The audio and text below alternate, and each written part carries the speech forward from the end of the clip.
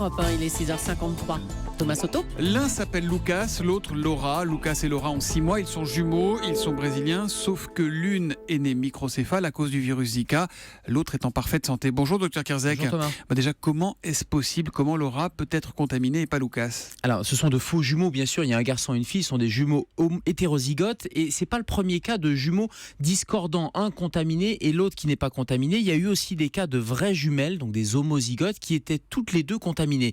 Et ces discordants génétiques font émettre une hypothèse plutôt positive. Il y aurait une protection génétique contre ce virus Zika, qui expliquerait que le patrimoine génétique... Un des deux qui se serait défendu? Un des deux se serait défendu contre le virus et l'autre ne se serait pas défendu contre le virus. Donc je dis que c'est une hypothèse positive dans le sens où il y a probablement un facteur génétique de résistance au virus. On sait aujourd'hui clairement comment on attrape ce virus? On a des certitudes, docteur? Alors on a des certitudes, oui, dans le sens où c'est une contamination par les moustiques. C'est le fameux moustique Aedes aegypti qui par sa piqûre va transmettre, c'est le vecteur qui va transmettre ce virus-là.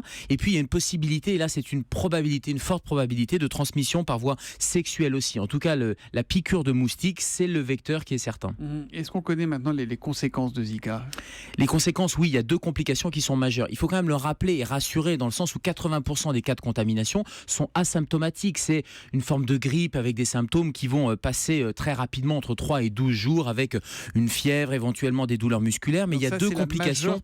C'est la majeure partie des cas. En revanche, il y a 2 complications qui sont des complications quasi certaines. Un, ce sont les anomalies, les malformations congénitales, la microcéphalie, ces enfants avec une tête qui va être anormale à la naissance. Et puis la deuxième complication, c'est le syndrome neurologique, ce fameux syndrome de Guillain-Barré qui entraîne des paralysies qui peuvent être avec des complications de réanimation. Et il y a eu un cas récent, malheureusement, avec un décès en Martinique. Comment se protéger de Zika? Des protections individuelles et des protections collectives. Alors les protections collectives, c'est supprimer tous les points d'eau, essayer de démoustiquer les eaux stagnantes. Et exactement, les autorités sanitaires en Amérique du Sud en particulier ont pris un certain nombre de mesures, même si le virus a pris un peu de vitesse. Et puis il y a des protections individuelles, les répulsifs, les moustiquaires, porter des vêtements longs, qui sont finalement des mesures universelles qu'on devrait utiliser parce que ça protège contre le moustique, donc ça protège contre la dengue, le chikungunya, le paludisme également. Donc ce sont des mesures de protection individuelle. On se protège, mais on ne sait pas soigner encore en fait. On ne sait pas lui faire la guerre à ce virus. On ne sait pas soigner, c'est généralement asymptomatique, parfois peu symptomatique. Et puis quand il y a quelques symptômes,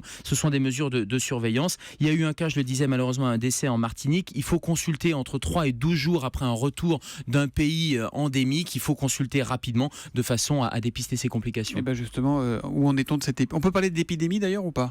Oui, on peut parler d'épidémie en Amérique du Sud. On peut parler d'épidémie aussi dans les DOM-TOM. Donc le site du ministère des Affaires étrangères permet d'avoir une situation en temps réel. Donc si vous pensez voyager, allez voir le site du ministère des Affaires étrangères ou du ministère de la Santé. Il y a une cartographie qui est mise à jour. Et puis il est conseillé pour les femmes enceintes ou en âge de procréer de reporter, si elles le peuvent, le voyage dans ces zones à risque et endémiques. Voilà, on vient avec la question, on repart avec la réponse. C'est le docteur Kierzek avec nous tous les matins à 7h-5. Gérald qui revient demain.